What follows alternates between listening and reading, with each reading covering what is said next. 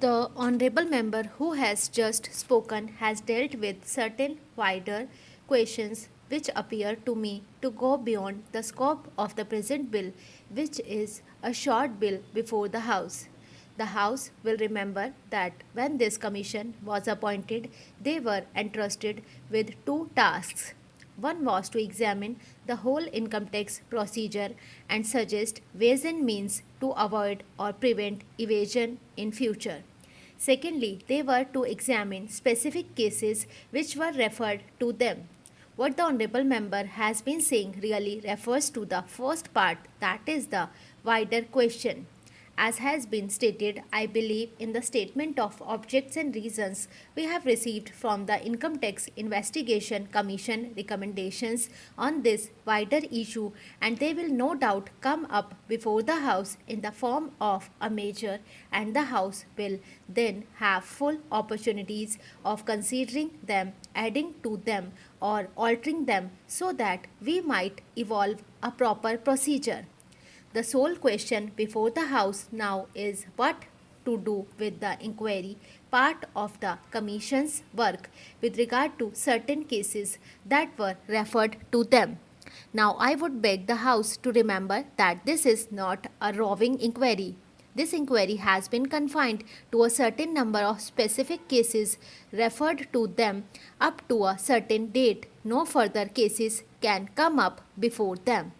Apart from that, a fair number of all the cases that have been referred to them has been disposed of, and a large number still remains, and this bill is limited to those particular cases and none other. It does not affect the larger issue, and obviously the larger issue cannot be considered in the form of amendments to this particular bill complete its task in those specific cases which have been entrusted to it. This matter, of course, have been dealt with by my honorable colleague, the Finance Minister.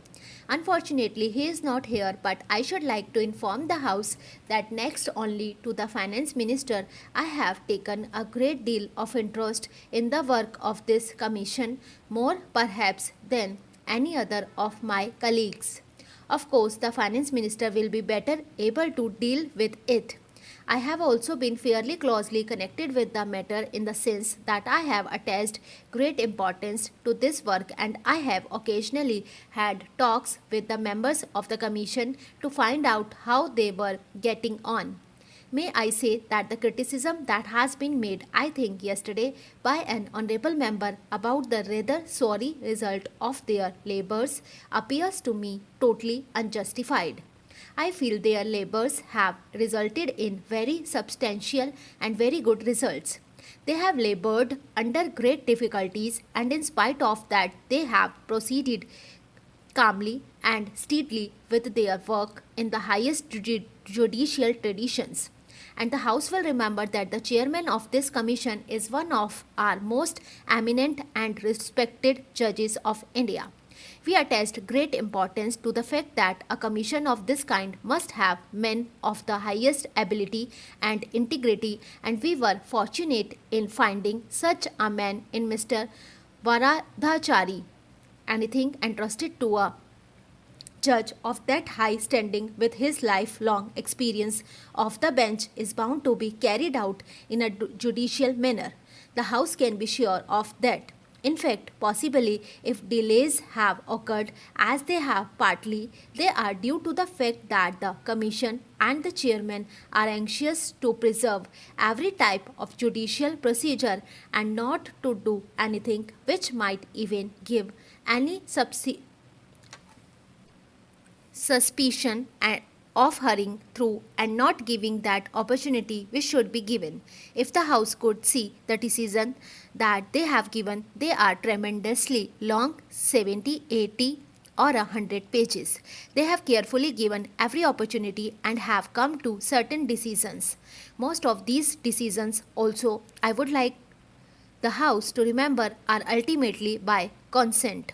Now, the difficulty in dealing with such matters through, let us say, the Income Tax Department, which is the normal way of dealing with them, has been that they cannot deal with them both judicially and at the same time informally. They have to be formed, their rules govern them, and the people concerned do not like that particular process. They do not welcome it. They do not go there easily unless they are compelled by law to go there. They do come at least relatively with this reluctance to this inquiry commission because the inquiry commission can deal with them informally, can come to deal with them informally, can come to terms with them, almost any terms that they consider just and proper, which the income tax department cannot easily do always in this manner. At the outset, I would like to state that we are not able to understand some of the secrets of the railway board and the policy which they are following. When I say secret, I mean that they have got certain policies and methods which are not easily understandable by people like us. There is no proper organization through which the ordinary railway laborers and their associations could present their grievances. The Honorable Minister was pleased to say the other day that there is the Railwaymen's Federation, but I must tell him that the practical difficulty of all the unions in the railways is that they are not able to push their case through the Railwaymen's Federation. Another thing I would like to point out is that when representations are made to the Honorable Railway Minister or the Railway Board, in many cases we get a suitable reply, and as far as I have seen, we do get a suitable reply, but that is all. I would request the Honorable Minister to see that their cases are properly considered and something is done to them. The other day, I represented to the Honorable Minister and also the Railway Board the case of the sanitary inspectors. They are classified as supervisory staff. Prior to 3rd May 1948, they were given upper class passes like other officers, but since that date, all of a sudden, the upper class passes have been stopped for those people. We do not understand why this discrimination should have been made against them, sanitary inspectors. I would request the Honorable Minister to see that proper consideration is shown to them and to remove inconsistencies in this regard. Even though repeated representations have been made to the Railway Board and the Honorable Minister, the case of the running staff has never been properly considered at all.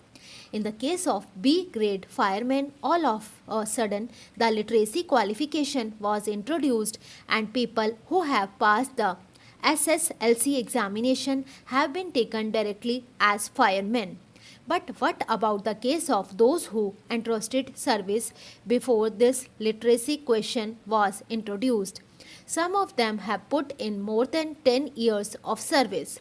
They were recruited by a staff selection board after proper examination.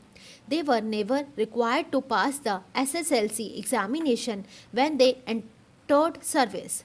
But suddenly, this literacy qualification has been introduced and their chances of promotion have been reduced. The number of persons affected is very small, and I would therefore request the Honorable Minister to look into their case favorably. Another point is about telegraph inspectors. They are the people who looks after the maintenance of telegraph lines. They have been recruited in the normal manner and they are the people who have put in service of more than 10 or 15 years. The question of wireless inspectors came in at the time of war. They are now classified along with telegraph inspectors. Whenever certain appointments or grades are introduced, the case of the telegraph inspectors is overlooked.